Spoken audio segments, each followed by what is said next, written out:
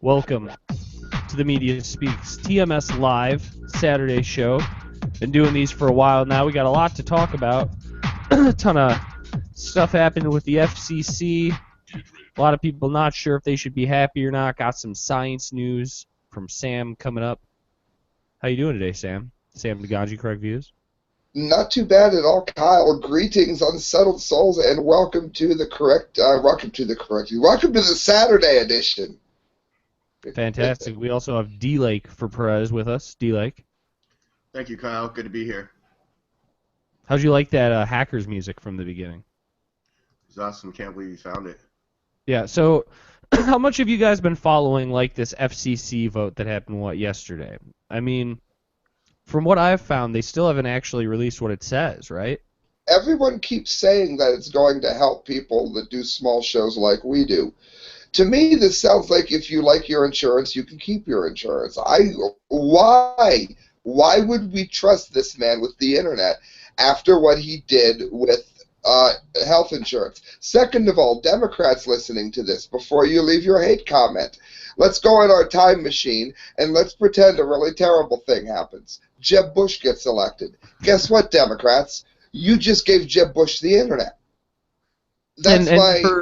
For anybody listening who has no idea what we're talking about, it was yesterday, right? The FCC had a vote on what they were calling a net neutrality bill, which they passed, saying that net neutrality is the basic idea that your internet service provider can't control what you use that internet to go to. For instance, they can't slow down your connection or block your connection to Netflix, and at the same time, they can't charge Netflix a premium for access to their websites through their internet service, and that is a very, very important thing.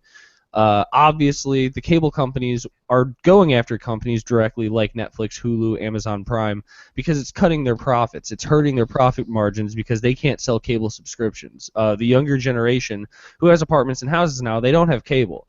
They have Netflix. But that part of it is good, but they didn't say what's in the bill, right. And it does it opens the door for the FCC to regulate, right? And nobody was really allowed the time to read it beforehand, and Well, we don't talk about private internet. I know that I do a lot of posting on the comment lines of InfoWars. Again, Alex Jones says, you make the videos, and you can always count on me. Well, he does keep his word because I put tons of videos there. And I'm seeing a lot of talk about the private internet, which they're saying is going to be probably up and running and common knowledge within the next 3 to 4 years.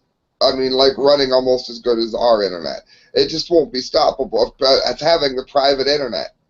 Do you think that that's going to happen with that kind of speed? Here's the problem, and let me use the analogy of radio. When radio was first invented and made a mainstream technology, there was a grab to grab up all the radio station names, get licenses to be online. The legislation around it was all up in the air. Do we regulate this? Do we not? Do we give licenses? Can you broadcast anywhere? They decided that it was like a public commodity. You had to get a license assigned to you by a channel, so that if somebody else has 83.9, you can't go on 83.9 right next to them and fuck them over. So the FCC got more and more involved until we get to the point that I talk about all the time now, which is words being invented just for the internet and television, like making whoopee. Making whoopee is a term that's pretty much invented by the existence of censorship in the FCC, because on radio and TV you can't say have sex, and they used to have these dating shows, so they'd be if they can't be if you could fuck any celebrity, they'd have to be if you could make whoopee with any celebrity. And the radio, because of that, XM radio came out, right? XM radio was no FCC, no limits, they can't control us because it's private industry. But as we a lot of people know, one of their top-rated shows, I think it was their number 2 show, Opie and Anthony got fired over some tweets, which right there, that's self-regulation once you hit a high enough market. So the same thing will happen with internet, right? So it's we can't look to either side, really. The FCC is going to want to control it and make an internet kill switch and monitor everything you do on the internet, and Comcast and AT&T are going to want to regulate so that they can make the highest profits. Did you know that on cable TV they can actually pretty much do whatever they want? the FCC doesn't regulate cable TV. It only regulates broadcast TV like CBS, Fox, the broadcast channels. So Comedy Central could show tits as much as they want, but they don't, because once a market becomes big enough, it self-regulates in other negative ways, and we get the FCC without the FCC. So I don't know. You know? Who are you going to go with? Comcast or fucking FCC? Right. In this morning's headlines, there's already a conspiracy theory brewing over net neutrality. Why won't they release the rules? It's been less than 24 hours since the FCC voted to approve strict new regulations on internet providers. But that's the leading question coming from its critics. Conservatives are demanding that the FCC release a full copy of the rules and regulations. But let's stop the nonsense right here. It's a stretch to think the FCC is withholding anything. Is it? Well, it was certainly within FCC Chairman Tom Wheeler's power to release his draft proposal before it came to a vote. The regulations now must go through a formal process before they become official. And say what you will about bureaucratic inefficiency, but that's the chief reason the FCC won't be releasing the rules for some time. Not even internet providers, who are generally frustrated by the content of the rules, are all that outraged about the delay. So I don't know why we should be getting so outraged, but they're going to see the documents sooner or later, and they'll still likely sue to have them overturned. This is one more step in the swamp. There's much more of a slog to come, said one of the wireless industry officials who spoke on a condition of anonymity. It's easy to see how all this secrecy could be confusing once a vote takes place and the gavel drops. Shouldn't that be the moment when the world changes? After all, it's more or less how elections work, right? Well, in rulemaking, it's a little bit different. As is typical for a final rule in order, said Kim Hart, an FCC spokeswoman, the final document is not available until staff makes final edits, which must be cleared by the commissioner. I mean, this Tom Wheeler douchebag seems like he's running a one-man show for the whole entire internet. Final edits don't mean a secret attempt by officials to scribble in new regulations at the last minute. Here's what that means instead. Under the FCC's procedures, dissenting arguments, like Sam's and Kyle's, must be tallied up and responded to by the FCC's majority, in this case, the Democrats. When that's done, probably after a few weeks, the FCC will post the rules of the agency's website, on the website, right? At that point, the public will be able to see the specific language. It'll be another few weeks before the document will be published in the Federal Register, the collection of all the rules and notices adopted by the government. For the most part, the rules won't take effect for another 60 days. Cheese and a large soda. That's $10,012. Please drive around. 10,000 what? It's obvious you're buzzed and driving. I've only had a few. I'm fine. Yeah, the food's $12, but getting pulled over for buzz driving could cost you around $10,000 in fines, legal fees, and increased insurance rates. Please drive around. Actually, just park and come in. Nothing kills a buzz like getting pulled over for buzz driving, because buzz driving is drunk driving. Brought to you by the National Highway Traffic Safety Administration and the Ad Council. Thank you, Ad Council. Until then, a lot of nothing's going to happen, said a telecom industry official who asked not to I be believe named to that. discuss I believe the that. civil Absolutely. relations more freely. Yeah. There you go. Well, and so what do you guys think this means? What do you think's in this bill, or is it even a bill? Because it's just written by the FCC, right? Mm-hmm. So what do you think is going to come from this? Do you think that they got? I mean, I'm sure they got internet kill switch and some equivalent of the smart meter in there.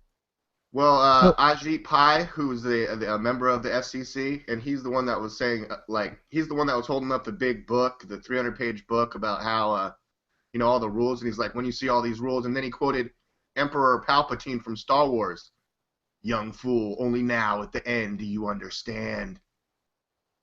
Meme wars between the two sides of the debate continued throughout the day as internet advocates fight for the future, demand progress and free press, flew an airplane towing a 2,000-square-foot banner over the towering corporate headquarters of the giant cable company Comcast in Philadelphia. Nice. Who was it in our government, that said that they admired China's internet just a couple of years ago? Right, I mean, and that's going on right now. Comrades for net neutrality, they love Tom Wheeler's yeah, that's the guy, Tom Wheeler. He's like, yeah, man. yes. If our internet was more like China's. Yes. Well, also in today's headline, China censorship sweeps the China censorship sweep. They do a massive sweep. It deletes more than 60,000 internet accounts, and you should be interested in this, Sam. Some of China's largest internet companies deleted more than 60,000 online accounts because their names did not conform to regulations. Correct views. Yes. Okay. Right now, I've got my 5th correct views on Facebook. No, you can't So be Sam correct would views just on move his Facebook, internet. Sam. Sam, it's real easy. You just need a friend page and a fan page. But Yeah, anyways. yeah. It's easy, but they're like if we were in China right now, they'd be like, Sam, you just don't get internet now. You know, Fuck I them. wouldn't have. They would just simply take the internet. Yeah, they would take it. The trouble is, you can't post as a fan page, and I want to post it because there's more than one person that works on it. And a little bit of a heads up, there may be another person on the correct views, like on air, on nights that I'm not. I don't know yet. So anyway, do you know I found an article that has 100 reasons why this is a bad idea. It was said that there was no good reason to not have. I got to make sure I find the right article. That there was no good reason that we shouldn't have the government controlling it. And instead of one good reason, they gave 100. I have to find the article now. It just like vanished. I have another one that.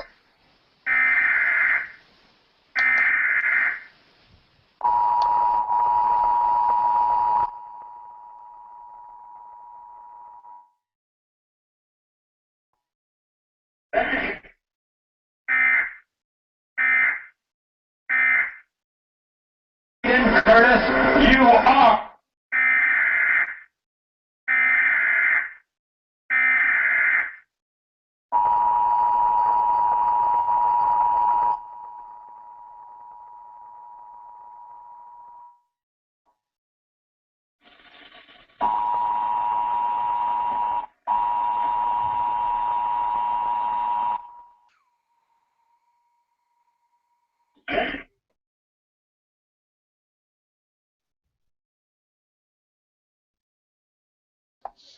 I have another one from Breitbart while I'm looking up the 100 reasons. This is a Cuban FCC net rigs will spill over. TV as you know it is over. Dallas Mavericks owner and investor Mark Cuban predicted that proposed FCC internet Come on, you can regulations pronounce Cuban. He's on Shark Cuban Tank. will end up impacting TV and your TV as you know it on Thursday's Squawk Alley on CSNBC. Cuban began by predicting the courts will rule the internet for the next however many years. He then explained, let's just take it all the way through to its logical conclusion. And again, that's where we go on with the bits or bits parts that I believe D-Lake had just gone over. But he's saying that there's cameras right now in front of you. They will go through a switcher. They will go through the television. It's the exact same thing. Technologically, bits are all equal. It says the FCC now has to apply their name standards of content, don't they? That they do to television content because that's where they're going to be certain citizens who will think, well, now since all content is delivered over the internet, because all bits are bits and it's fair and open and an equal internet, decency standards. And remember, the FCC is the same agency that fought Nipplegate for 8 years over a wardrobe malfunction. So it's interesting that there's been so little talk about this among people that use the internet every day. Like you would have expected this to be somewhat of a Kim Kardashian moment, in that even the Brain Dead America took interest in it. But I unfortunately didn't Kim find that. Kardashian tried to break the internet. She tried to break it with her big butt. And the funny thing is, she tried to break the internet using a magazine. Yeah, and you know what else is funny though? It's sort of sub programming, because by saying she's going to break the internet implies we need to fix the internet. You know what I mean? So that was probably good for the FCC. So here's a question though: do you think, like, no matter how draconian the FCC tries to get with this over the next, say, 10, 15 years, can you ever really control the internet? Like, This is that's what I was was asking website, about the private internet. Silk Road. Like, Silk Road existed on the internet. Like, can you control that? People will always figure out ways. You can use proxy services that bounce your IP all over the world every few seconds. Like, can they ever really control it?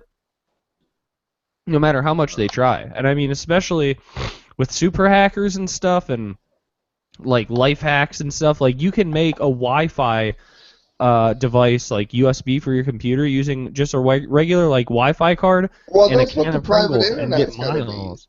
So like people That, are gonna be making their own like satellites and shit and tapping into the real internet. Like I really don't think they can ever stop it completely. yeah, no, that's what I was saying prior. I think they're going to set up private internet in such a way that it won't do the necessarily bandwidth problem that you see with the radio. I think that they will be private servers, and you simply won't even be using the servers of quote unquote the government's internet. Mm-hmm. But who's gonna make that? And think about it, like who's gonna make that? Somebody like Apple, right? Apple and Google will make their own internets, and they'll be rivals. And Apple, Netflix will suck, but iTunes will be awesome. Well, who's the start page going to be of the internet?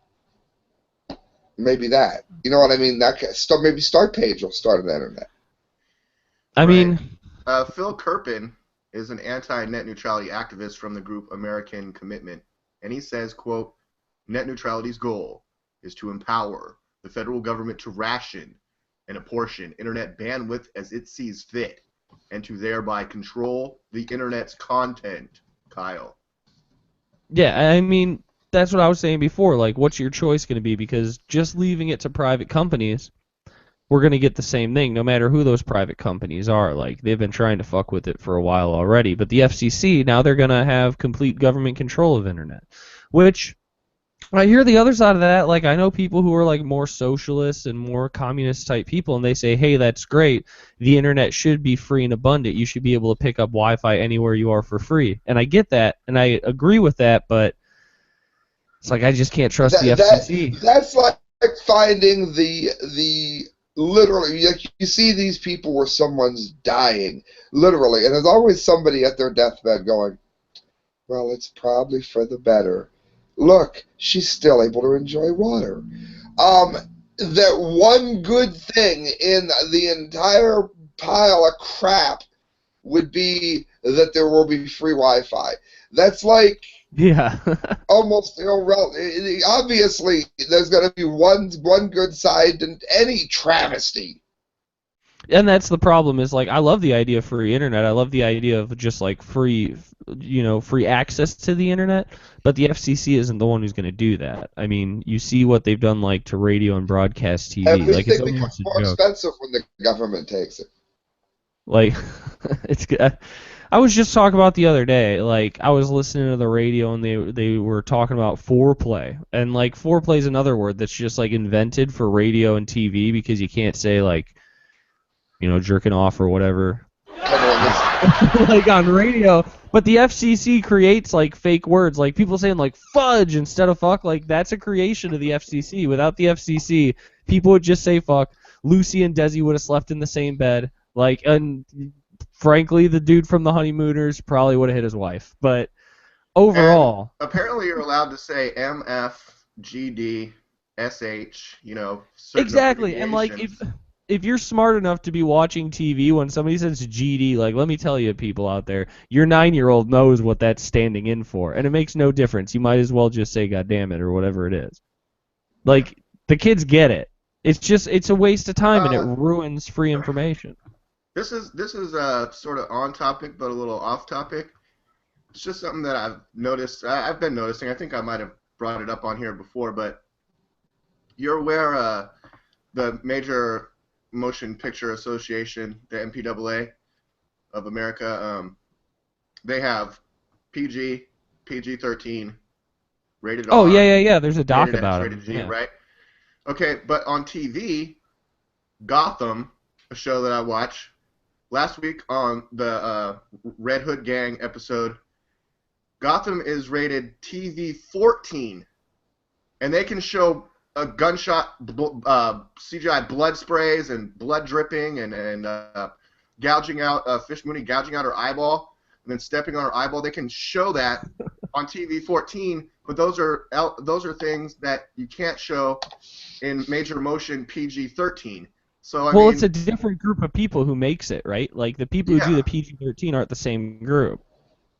Yeah, but doesn't the people who, FCC control Fox's broadcasting, what time Gotham comes on and what they can show?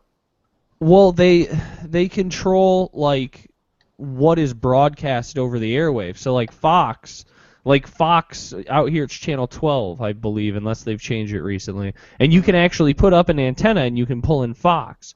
But is that show on Fox or is it one of their sub channels? No, it's on Fox. It is on Fox. I have to look it up because I know like somebody was telling me how if it's over the airwave, like the FCC does have control, but anything that's through cable is out of their control. So I don't know, and maybe it's tough because like I used to seem to remember that it used to be like, say like after 10 o'clock you could start showing. There's stuff. different rules. NYPD Blue, or what was that one show? And they showed that redhead guy's butt. They're like, a butt on TV. Like that was kind of a big deal. It's funny how like you cannot show like boobs or a butt or something, but you can show just like thousands of people dying. It's funny when we went to Canada, we weren't thinking about it, and I'm like, regular TV, they'll drop an F-bomb or you'll see boobs, and you're like, oh yes, I'm in Canada, ain't I? It's different up there.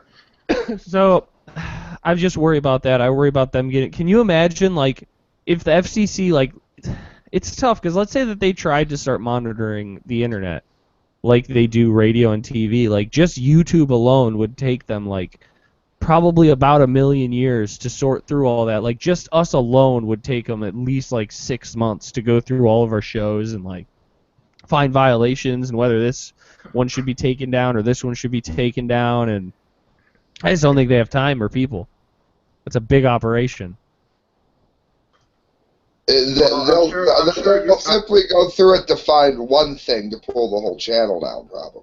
I'm sure YouTube is already streamlining that process because, I mean, right when this video is processing, every word that we're saying is being picked up. Every thing we talk about is probably being keyword algorithm categorized in some way. Hey, what's up? Thinking about you. XOXOXO. 1, 2, snuggle, ... JK.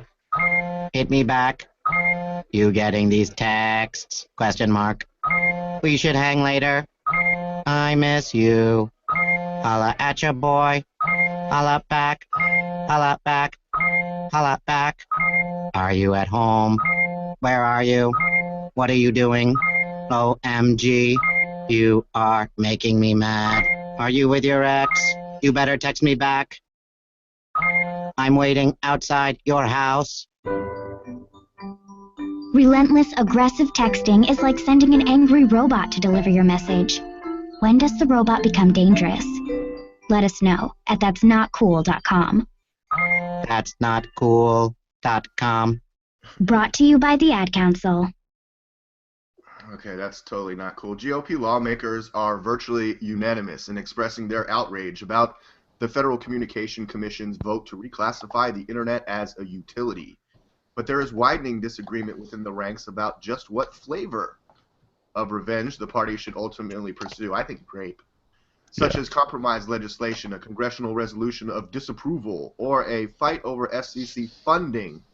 So that's another thing that we're probably going to be seeing coming up is the Republicans striking back and ultimately trying to take funding away from the and put FCC. fees like when you get your electric bill. There's like government fees on your electric bill. They want to do that to your internet bill as well. So you'll get like your AT&T or your Cox or Comcast, and there'll be an extra $10 smacked onto it.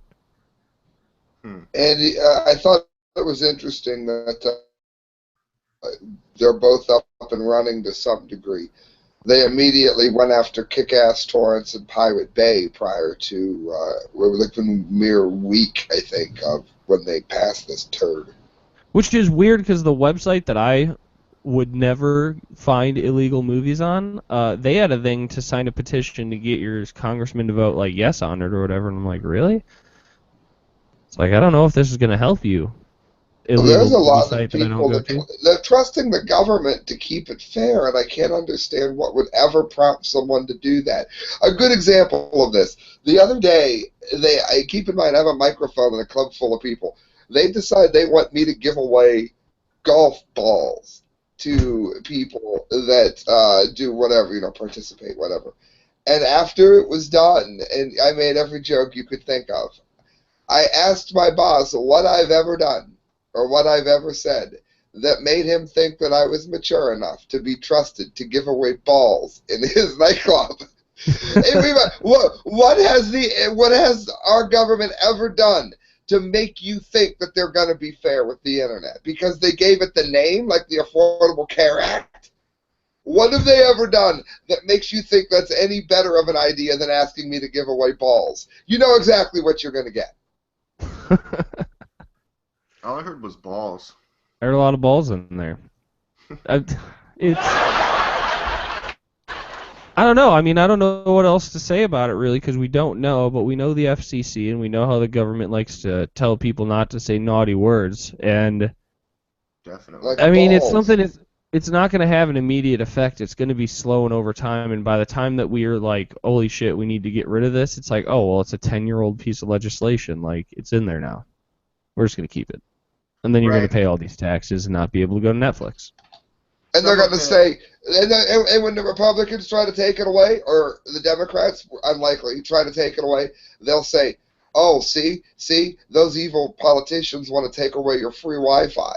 And they'll make it about the one issue that everyone liked. Oh, yeah. No, exactly. Yeah, you want your free Wi-Fi to disappear? And it's like, I'd rather have the old stuff that I paid for. Not that I don't want it free, I just don't trust the FCC. That's like a rap lyric right there. What about the DHS? Do you trust them? Breaking news right now.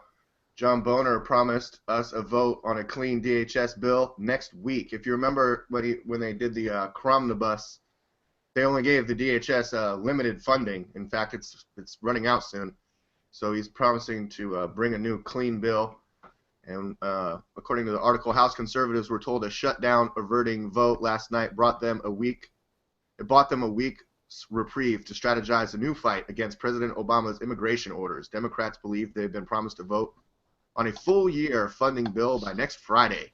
A week from now, one of those groups is going to be very disappointed and likely irate at the deception of its own leadership. House Democrats voted en masse Friday for a one-week continuing resolution to fund the DHS, just hours after banding together to kill a 3-week funding measure. Their vote switched at the urging of House Minority Leader Nancy Pelosi, a lot of influence she's throwing around, who told members they would soon get a vote on the Senate-passed full funding bill. I mean, Kyle, do you think we should keep funding the DHS, the FCC, all these groups? I would like to see like a Congress every year. A ton of new laws get passed at the end of the year. They go into effect, and you can look them all up. Hundreds of new laws every year. They're completely fucking useless. I'd like to see a Congress where they just say, you know what we're going to do? We're going to go through the entire budget. We're going to go through it on C-SPAN live, and we're going to vote yay or nay on every little piece of funding. Like, we could cut like, how much bullshit in there, and if they had to do it on C-SPAN, on live TV in front of the people, and sit there and see some stupid fucking program to see if you can grow, pink hair on monkeys, getting a few million a year, and you vote yes on that.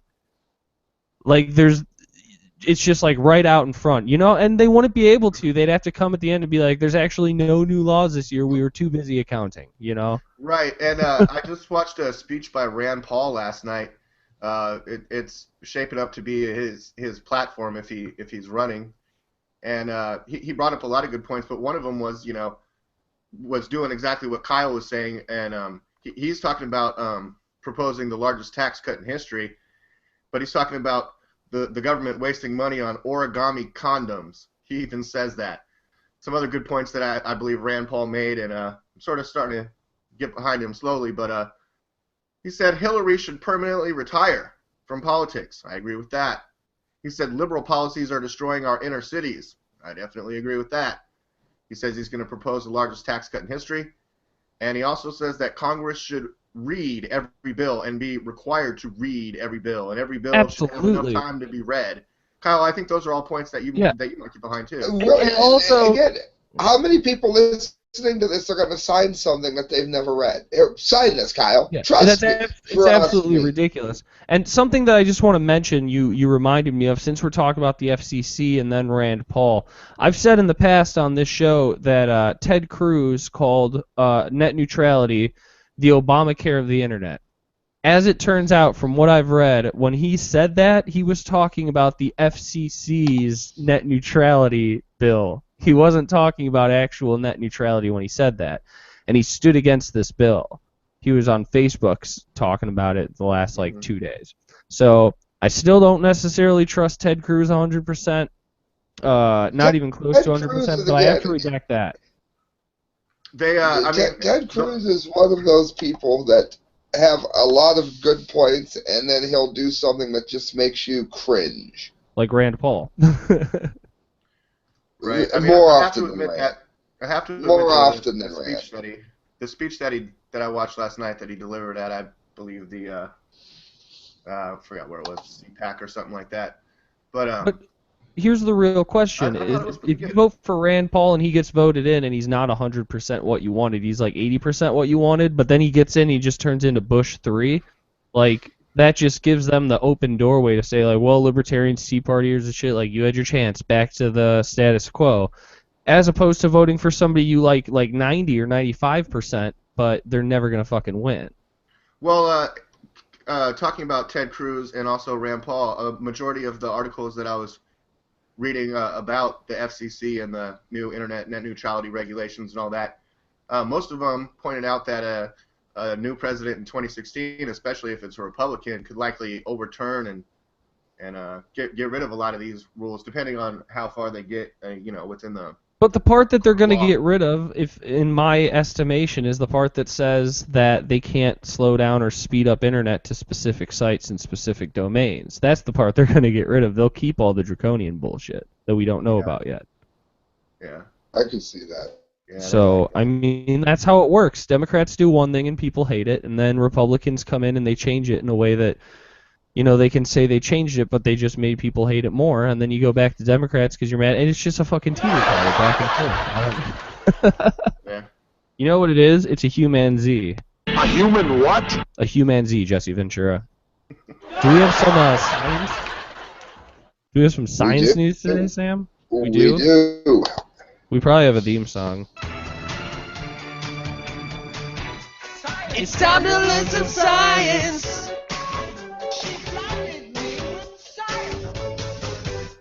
So hit us out with the science front.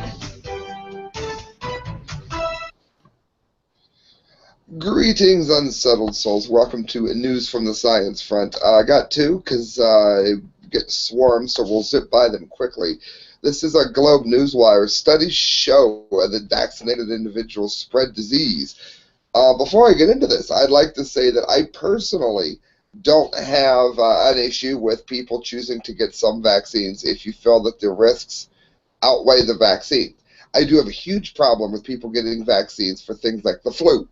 It's not worth taking the toxins into your body for it. If you're about to do battle in Iraq and you might be around anthrax, then you may want to get the anthrax vaccine. You may not. But what a lot of people don't realize, and you need to know this before I get into the article, is that are not spreading any disease, no matter what it is. Because if you're vaccinated against the measles, then somebody not getting vaccinated puts them at risk for measles, not you and not your kid. And I mention this because it seems to be the obvious answer that most people don't think through. An unvaccinated person shouldn't bother a vaccinated person. Washington, D.C., February 4th, 2015. It says they've struck out for a second sentence in the first paragraph. So basically they changed the article somewhat, but and added, I should just read it the way it is. We have struck out the second sentence of the first paragraph, which read, however, with no blood test proving the outbreak is from wild measles. The most likely source of the outbreak is a recently vaccinated individual, according to published science. In other words, it was someone that was vaccinated against the measles who was spreading the measles. Since we released the press release, it has come to our attention that 9 cases of measles related to the have been told generals. We do not know its status or the others. According to the CDC, there are about 100 measles cases this year, 67 of which were related to Disneyland. While CDC says most of the 67 Disneyland cases were vaccinated or vaccination, they assume that this year about 20% were clear from the experience at Disneyland that the scientific literature that both vaccinated individuals can contract and spread the disease, and the demonization of the unvaccinated is unfair, inappropriate, and borders on fear-mongering. And I thought that was very interesting. You can see the rest of the article there. It says scientific evidence demonstrates that individuals vaccinated with live virus vaccines such as MMR, measles, mumps, rubella, rotavirus, chickenpox, shingles, and influenza. Who worries about chickenpox or influenza? Can shed the virus for mere weeks or months afterwards and infect the vaccinated and unvaccinated alike. So I wanted to point that out because I think somehow that's been missed by a lot of people. I gotta say, I'm in the same boat as you, Sam, and tell me if this kind of gets on your nerves, that there's like the anti-vaxxers, as they're called, that, you know, want no vaccines whatsoever, nothing. And then there's people who kind of fall in the middle of the line, like I feel like I am and you are, maybe to different degrees, I'm not sure. But, you know, I look at, like, when I have children, I'm definitely going to give them the smallpox vaccine, because smallpox, like, if you get smallpox, you're fucked. Like, same thing with the polio vaccine. I'll totally do that. Now, I might wait and space them out, different visits to the doctor's office, not just do them all at once like is standard. But something like a flu shot, like, I'm not going to get a flu shot. I'm not going to give my kids a flu shot. Now, if my kid has, say, like, what's it called, like leukemia. When you have leukemia, your immune system is like completely shot. A fucking cold can kill you. Would I get my kid a flu vaccine then? Yes, because now there's a very elevated risk of you getting that flu. But I look at it like kind of in the middle of like, what's the risk versus what's the benefit. But the second you even say that, people are like, oh, you're an anti-vaxxer. It's like, well, no. Like, I do believe in, like, the polio vaccine for sure. But even measles, well, that, and the other... Yeah, go ahead. I was going to say, the other thing I would interject is, it's what's used to preserve it, too. You mean to tell me that in 2015 we can't preserve this with anything other than mercury? Yeah, exactly. And there's things in them that it doesn't seem necessary. And, like, measles, I'm kind of on the fence about, because, like, measles does seem like it can be serious, but from what I've read, the death rates are about the same as the flu. It's just something that kids used to get. It's like the elderly and the weak that should get vaccinated for something like that, who are more likely to die from it. But there's an episode of the Brady Bunch. Have you seen this episode of the Brady Bunch where all the kids in the house get measles and it's just like no big deal? All right, everybody stay home from school. Stay in bed. Oh, get no. And I just did a posting called How to Almost Never Get Sick. And simple things like taking 3,000 milligrams of vitamin C a day will eliminate much of that. So I wanted to put that out there before I do this thing on vaccines. You pulling something up? He's giving us pictures, which are cool pictures.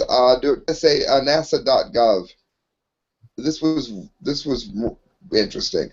NASA's Nuclear Spectral Telescope Array and the European Space Agency XMM Neutron Telescope are showing that fierce winds from a supermassive black hole blow outward in all directions, a phenomenon that has been suspected but difficult to prove until now. This discovery has given astronomers their first opportunity to measure the strength of these ultra-fast winds and prove that they are powerful enough to inhabit the host galaxy's ability to make new stars. We know black holes in the centers of galaxies can feed on matter, and this process can produce winds. This is thought to regulate the growth of the galaxies, as Fiona Harrison of the California Institute of Technology in Pasadena, Cali. Harrison is the principal investigator of Neustar and co-author of the new paper about the results appearing in the journal Science. Knowing the speed, shape, and size of the winds, we can now figure out how powerful they are. It says supermassive black holes blast matter into their host galaxies, with X-ray emitting winds traveling up to 1/3 the speed of light. In the new study, astronomers determined PDS 456, an extremely bright black hole known as the quasar more than 2 billion light years away, sustains winds that carry more energy every second than is emitted by more than 1 trillion suns. So I thought that was a good example of some of the more bizarre space stuff I've had, because I know some people wait for the space stuff, then they find out my science friend isn't. So I gave you both. Sam, I went to NASA.gov at the start of that article, and on their homepage, NASA remembers Leonard Nimoy. NASA is mourning the passing of Mr. Leonard Nimoy, most famous for his role as Star Trek's Vulcan science officer, Mr. Spock. The sci-fi classic served as an inspiration for many at NASA over the years, and Nimoy joined other cast members at special NASA events. Did you know that Leonard Nimoy directed probably the best Star Trek movie and also directed the movie 3 Men and a Baby? Kyle, were you aware of that? I was not. I saw that you posted that today. I know that he directed one of the Star Trek movies, or did he direct two? Was it Wrath of Khan? No. No. Which one was it? it? I think it was the one with the whales. Yeah, I think you're right. It was the one with the whales. Okay. I think, yeah, just Star Trek, the movie. But I did not know that he did, 3 Men and a Baby? Right, yeah. Tom Selleck. He did Nazi documentaries. He did alien documentaries. I've seen those, yeah. And then you got Romulans and Klingons in Star Trek, the kind of monsters that would fart in an airlock. Just amazing. He did everything. Can you guys give me your best Leonard Nimoy? Can you do the Vulcan hand sign? Live long and prosper. I can do it. Oh yes. Yeah. You can do it without having to separate your own fingers. I mean, it's like he was old, you know. That way. He was an old dude, so it's like, it's not like he wasn't at the age and he didn't have a full life, but it's just sad. I was talking to Megan about it, that he was a lover of large women. It's kind of weird, like, you think of generations before us, like, I'm 26, and so I was born in, like, 89. If somebody was born in, let's say, like, 1959, like, that person, like, the same difference in time between Star Trek and when I was born and them and Star Trek, or, like, what was, like, the same amount of time before them, you're talking about, like, silent movies and, like, really shitty photographs, but, like, this generation, you can see further back and in higher quality, so you don't feel like Star Trek was that long ago. You know, it feels like it was just like, oh, maybe a decade ago or something, but no, it's a really fucking old show.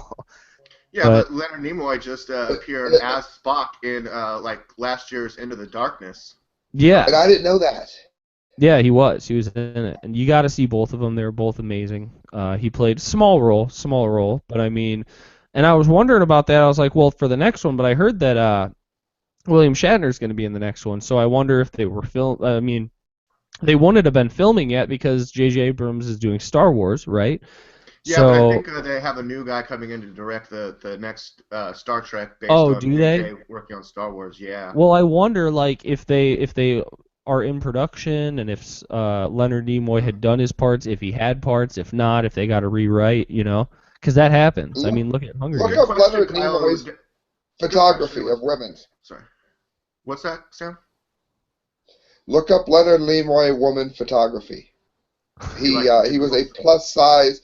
He was a plus size model enthusiast. Yes. I don't know if we can do that on screen here. Do you think Leonard Nimoy was a big fan of our video, Fat Man Eats Vat of Macaroni and Cheese? Oh, I'm sure. Did I tell you?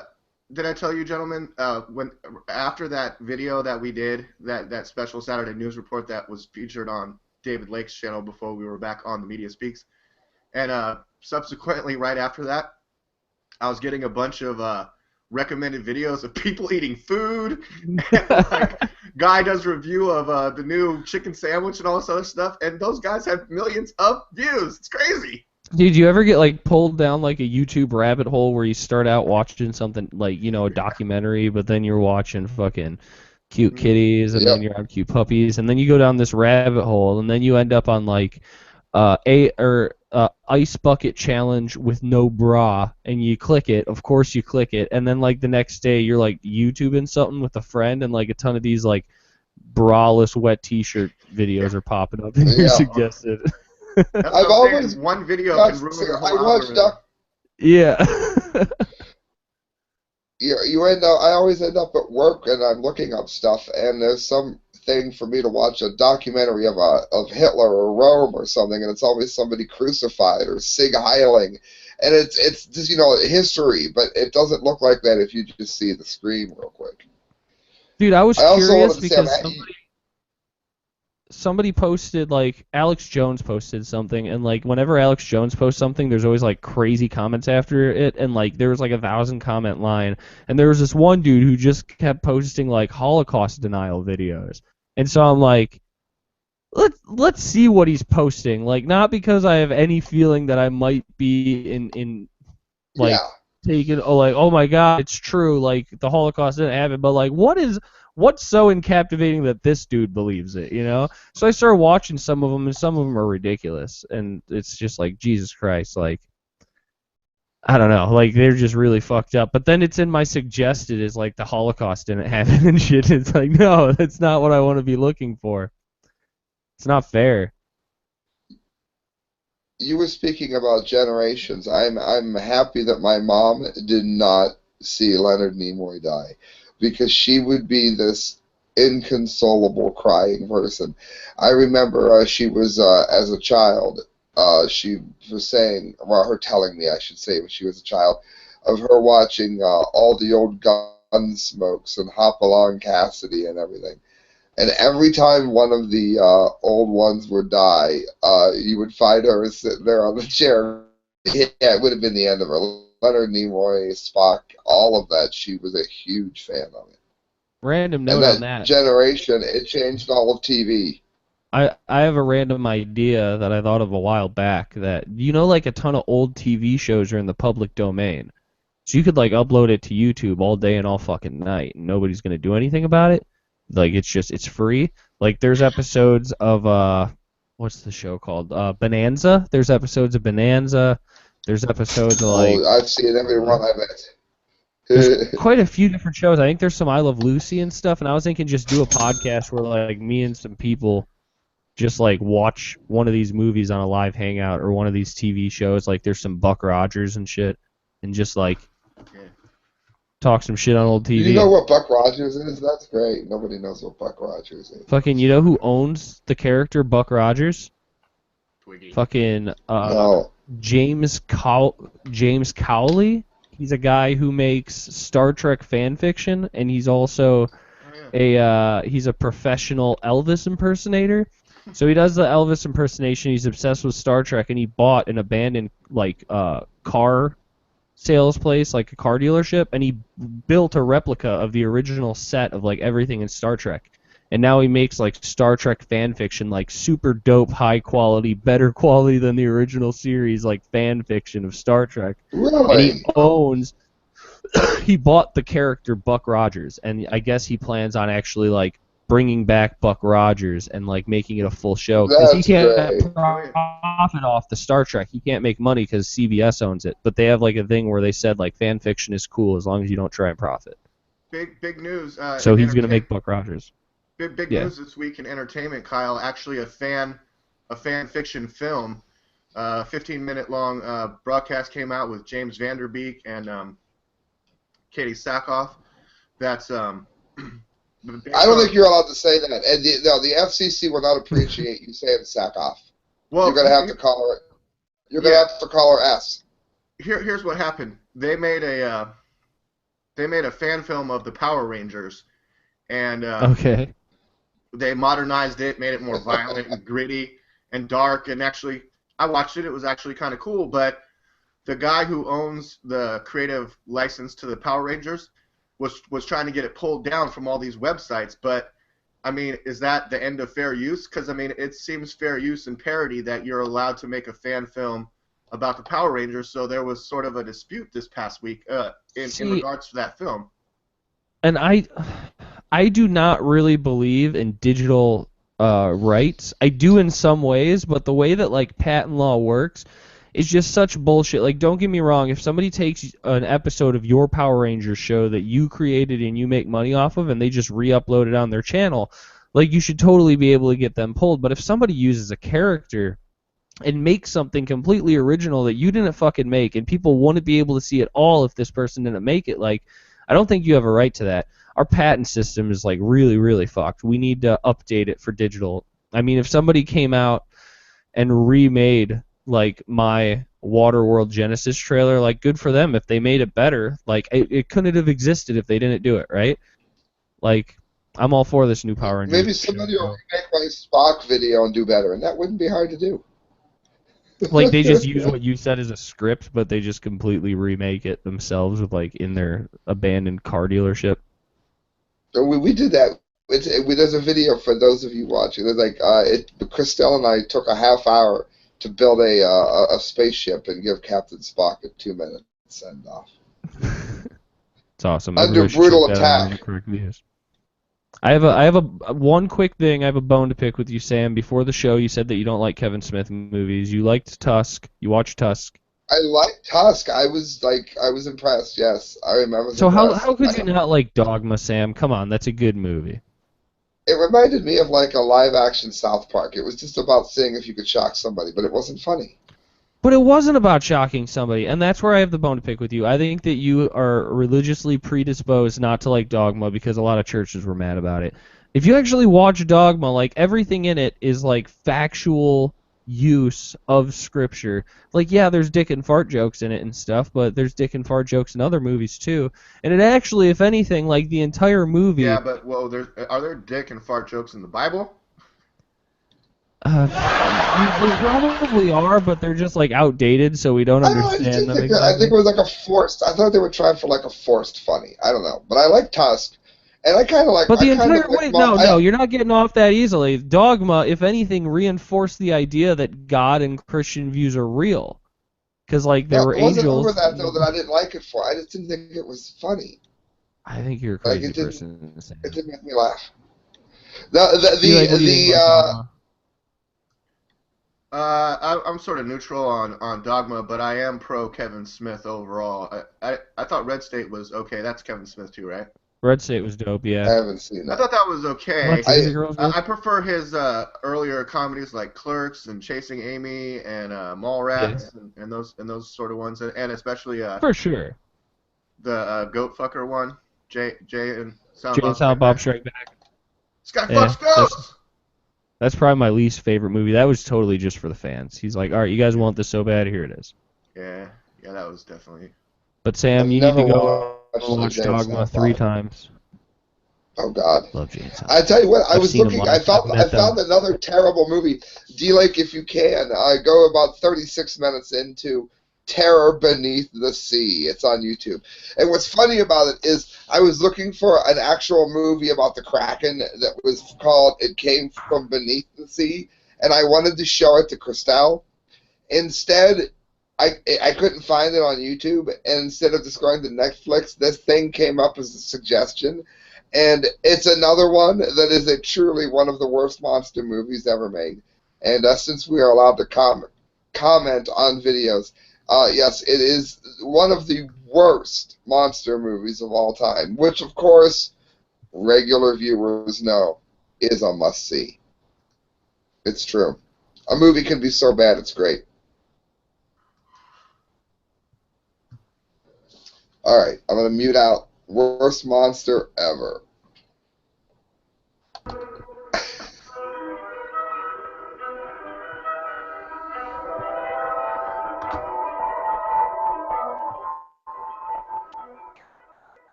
I guess if we don't keep talking, they'll say that we weren't commenting.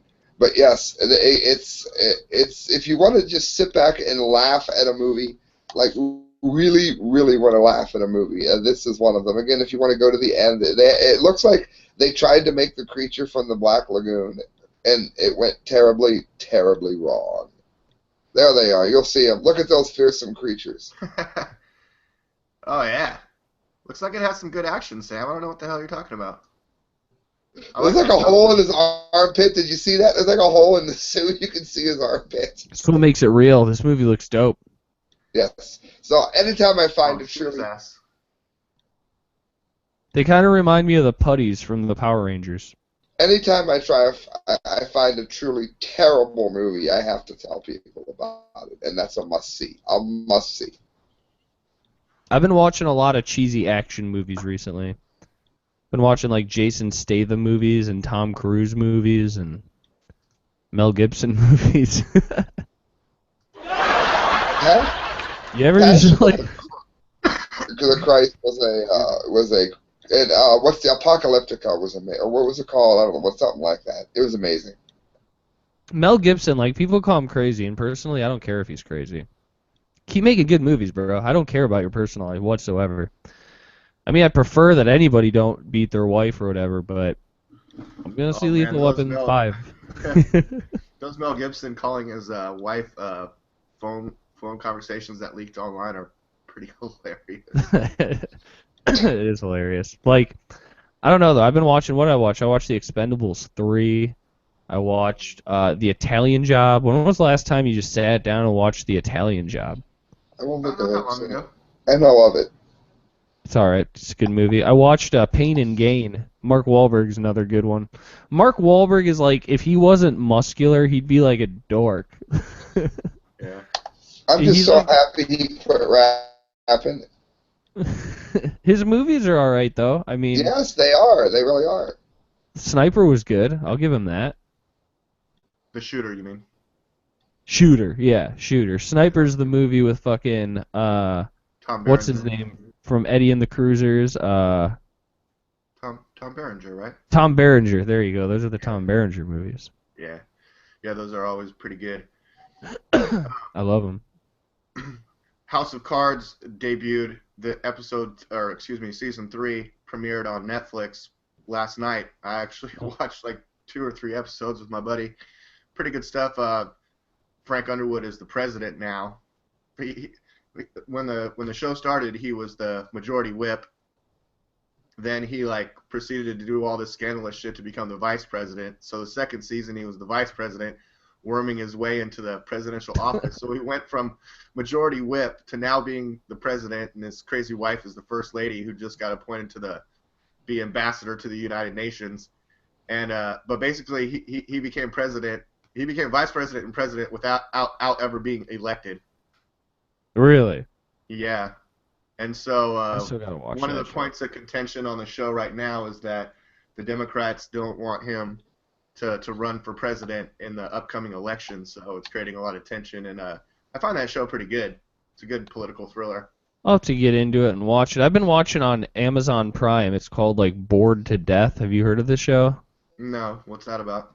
It's like what's his name? From all the Wes Anderson movies. The Big Nose. Sounds kind of boring. Wes Anderson. You know, guy with the big nose. the guy from all the from like Rushmore and everything. What's that dude's name? Oh. I Heart Huckabee's he was in, I think. Yeah. Yeah, I know who you're talking about. Just name's not coming to me. I'm gonna look it up. Yeah, but that guy, Jason. Oh, Schwartz. Jason Schwartzman. Yes, Jason Schwartzman. Yeah. Fucking who else is in this show? I don't want to. I want to leave the best person for last. What did I say? It's called Bored to Death. 2000. Oh, Zach Galifianakis. He's in it. Oh, sweet. And Ted Danson is in this show. I like Ted Danson. I like Ted Danson too. Yeah, Jason Schwartzman, Zach Galifianakis, and Ted Danson are like the 3 main like characters. But Jason Schwartzman's like the main character, and he's like a writer who's working on like a novel, and like he works with Ted Danson too at this magazine. But then like he's got like writer's block, so he just puts an ad on Craigslist saying like I'm a unlicensed private investigator, and he goes like out at night solving people's random crimes. And then Ted Danson's his boss, who's like always like bumming weed off of him. Like he says he quits. He's bored to death. Ted Danson's always like he's like, yeah, I quit smoking weed like 2 years ago, and he'll go to Jason Schwartzman and be like, by the way, you got any weed? After Tusk, I trust you. I Tusk you. Tusk was the shit. And you Tusk gave me was great. Metropolis. You gave me Metropolis too. Oh, I I've seen watched. Metropolis, I watched documentaries on giant squids. If you've ever done that. No, but I should. Sam, you've been getting some weird stuff lately. It started with she wanted to see something about the Kraken, and I watched giant squid documentaries, and then that awful movie you found, and now I'm going to watch Bored to Death after watching Tusk. That's what happens when you listen to the entertainment section of the show. Release the Kraken! You got to go watch Clash of the Titans. We have, yeah, we've watched that. We watched it came from Beneath the Sea. It was actually the movie I was looking for, which is a good movie. Can I just say, like Krakens, like the new, what was the Pirates of the Caribbean movie where the Kraken? Yeah, she likes that one too, but I don't remember what it is. I didn't think that was as funny as everyone else did. No, I didn't think that it was that. It was an alright movie. It wasn't like bad, but the Kraken in that movie here, it looked good. Looked like a vagina. So I'm getting Sam, Pirates of the Caribbean. It came from Beneath the Sea with the early Ray Harryhausen feature. He did the creature, right? Yeah, that's what I was looking for. Yeah, I saw it came from Beneath the Sea. Ray Harryhausen, I saw in the documentary about Harryhausen that the octopus only had 6 arms instead of 8 because they couldn't afford like 8 arms. But like it was too much to manage with because he's doing like the stop motion photography and stuff. So it only had 6 limbs. I love Ray Harryhausen, I really do. It's one way to do it. We gotta start doing a podcast where we watch old movies that are in the public domain. The Thing, Beneath the Sea versus Godzilla or King Kong, maybe. We got. All right, guys. Considering the death of Leonard Nimoy, I wanted to point out that I'm not in it, but my friend is in a Deadpool. What's that? What do you mean? Like a the Deadpool comic where character? you pick like what celebrity's gonna die next? Yeah, what celebrity's gonna die, but the way that you get points, they count back from 100. So if Leonard Nimoy is like 98 years old, you only get like 2 points, But if someone young dies, so the early like so like a ton of points. If you make like a crazy you're like Lindsay Lohan and she dies of a drug overdose, you get a shit ton of points. My friend has Lindsay Lohan. Yeah, exactly. Oh, nice. Dude, I thought about starting a website like that, kind of like online like fantasy football betting, but for like celebrities dying. But then I thought about it, like if somebody puts enough money on it, like they might go kill that celebrity. I am sure for 100% sure that that's out there. Really? I think they have Deadpool in Vegas, to be honest. That's awful. Dude, I've had some I think I would be good at this game. And can you how does it work? Like, can you put a bet on as many people as you want? Like, because I'd probably put it on like high stakes on maybe 10 people, Well, I think it's similar to like fantasy football where you sort of pick you play with other people and you pick your draft. All right, who would your draft? 5 celebrities that you get to pick, and you're hoping one of them dies and you win money. I was just trying to bring it up. I don't know if I'm prepared to think of them all right now, but Shatner doesn't have much longer. He's probably going to follow Leonard Nimoy's footsteps. I don't know. He could live forever. Yeah. Maybe. You know who I'm going to put up there? Harrison Ford. Yeah, he's getting up there. He's not looking too good these days. Harrison Ford could go. I would probably Amanda Bynes. I love Amanda Bynes, but she is kind of nutty. She'd probably make it. Nutty, or it seems like they could fall off on a drug thing, or yeah. I'll probably who pick else some singers that are closer to they talk about doing heroin or something. And you want somebody who's fucked up enough on drugs that they could kill themselves, but not too famous. if Justin Bieber OD'd, you know that motherfucker's living. Like, he has security guards, they get him to a hospital, like, he ain't gonna die. Yeah. Like, Amanda Bynes, I feel like, is pretty much on her own at this point. So, I think that's a good pick. Who else? Who else is somebody who's, like, definitely gonna die in the next year?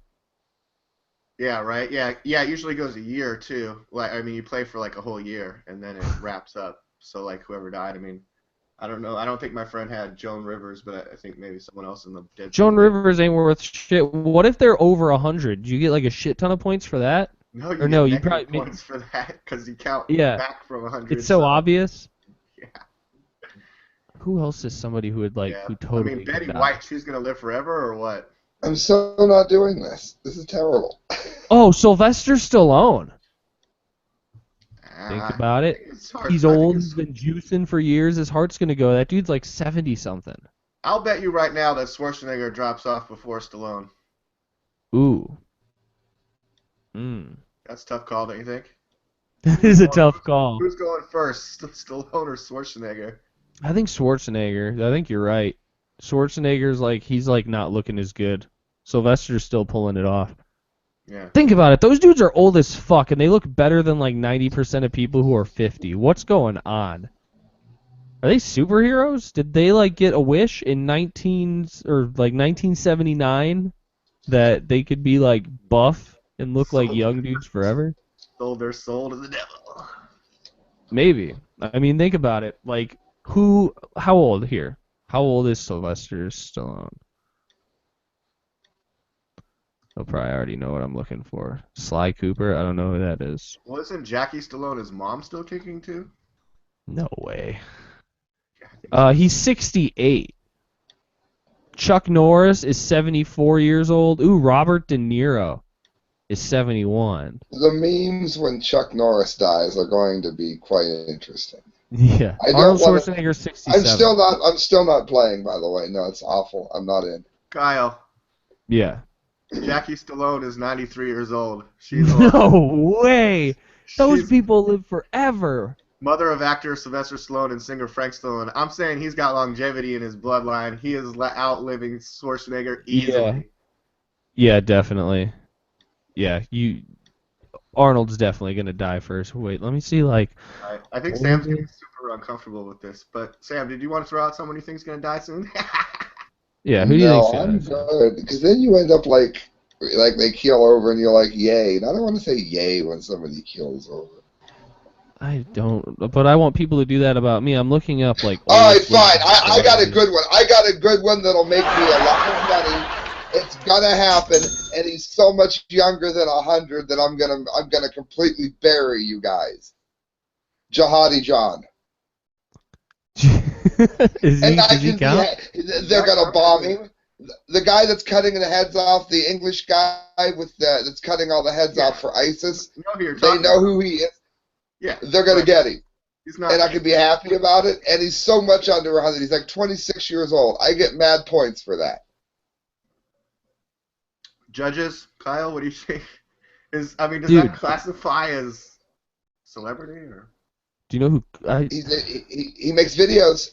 I'll let you take that, but I'm gonna put against that Kirk Douglas. Kirk Douglas is 98. See, I can be happy when my guy dies.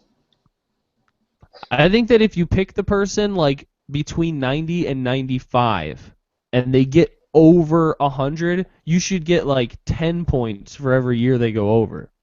You know what I mean? So like if you pick somebody like 92 and they die at 100, like 110, you just get like crazy points.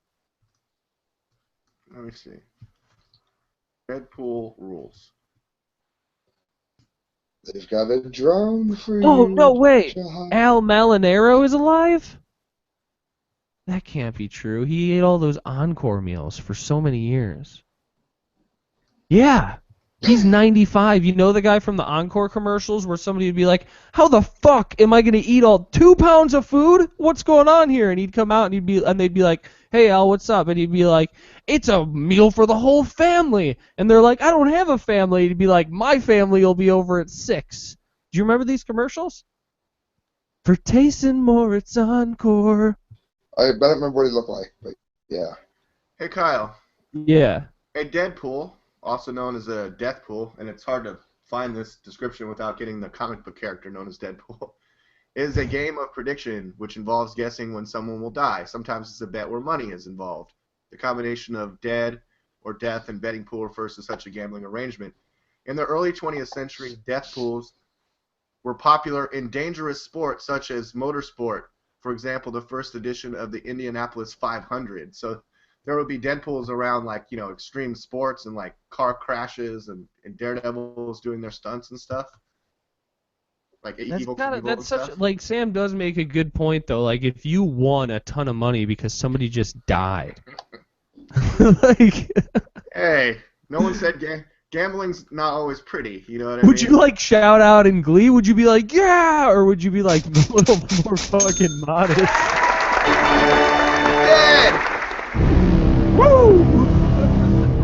Yeah. Oh man, like, yeah, you just gotta take your money, bow your head. I'm gonna go with Al Malinero, 95. Do you remember this guy that I'm talking about? Do you like? Who? The guy from the Encore commercials, where people would be like pissed off that it was too much food to eat, but he'd explain to him that it was for a whole family, and then his family would come over. What's his name? Al Malinero. Did I just live in this like alternate reality where Encore commercials played all throughout the 90s? He's from Kenosha, Wisconsin. No, I mean, is he an actor? Yeah, he's the actor from the Encore commercials. He was in other stuff too, probably. Stand-up comedian Al Madrigal? Al Malinero. Oh, Malinero. It's Molinaro. Look up 90s Encore commercial. He was in the original Freaky Friday, The Odd Couple. You mean from Happy Days, Al? Yeah, apparently. Oh, I'm not on screen share. Hold on. Yeah. He was on The Odd Couple. He was Murray the Cop. Yeah. Can you look up, like, 90s Encore commercial for me? I've looked him up recently. Oh, I do know who he is now that I saw the face. Okay. But how did you know his name? I just know everything. Look up Encore. It's O-N-K... or O-N-C-O-R-E, I think. I know the Squeeze the Charmin guy died. These commercials, like, I literally fucking grew up on these commercials. Not finding it. Here, wait. I've looked it up recently. I did. I was fucking with my girlfriend. And I was like, you remember these commercials? I thought the giant squid was on it. Oh, I see Encore commercial with Al Molinero. Oh, it's O-N-K-O or O-N-C-O-R. Yeah, I got it. Here we go. After this, we should probably wrap up. Yeah. Yeah, I got a delay. I had to shut my tabs down. Here we go. All right. Hey, you! It's Clarence the Crusher. There's too much food in these Encore Salisbury steaks. Tell him, Crusher. How can I eat all these juicy, charbroiled steaks in rich, beefy gravy? But Crusher, Encore is a 2-pound family-size entree. I don't have a family. I do. And we love Encore. We'll be over at 6 tonight. Ray, you will. About this...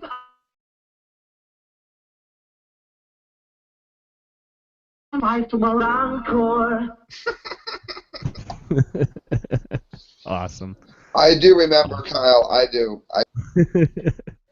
Or sit corrected, as it were. Yeah, did he do other things before Encore? Yeah, Happy Days. Bewitched. He was on a bunch Happy Days. Odd Couple. All right, bingo. That's why he looks familiar. Okay, that The makes Odd sense. Couple. The Odd Couple was funny as hell. Green Acres, Get Smart. Yeah, he's on everything. Long He was story. all fucking over the place. Laverne and Shirley. All right, where can people find us? Where can people find you, Sam?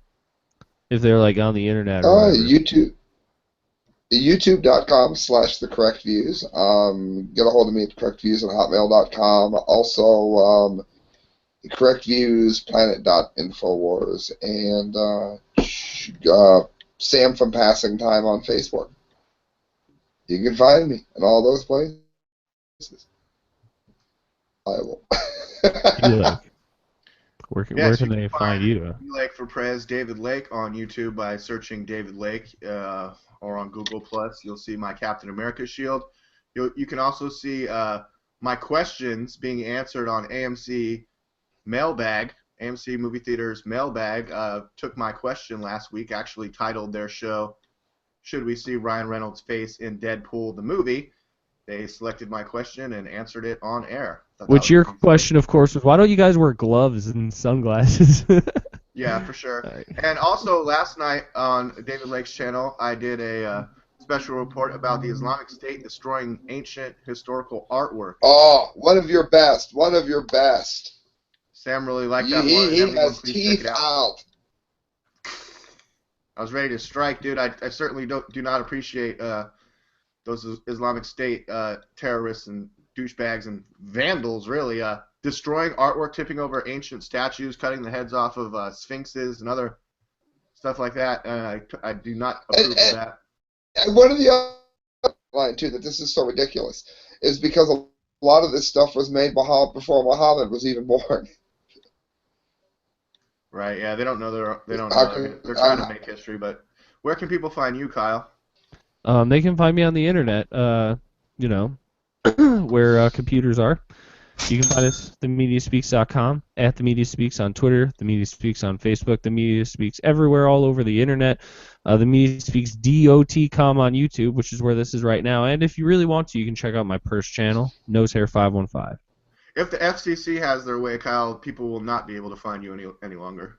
No, they won't be able to. They'll have to go fill out. It's not on the internet. They'll have to get a magazine. Shortwave radio, a newspaper, the Daily Gazette. The Daily Nosehair. Any last words, everybody? Any last words? Anybody? Rest in peace, Leonard Nimoy. Yes, rest in peace, Leonard Nimoy.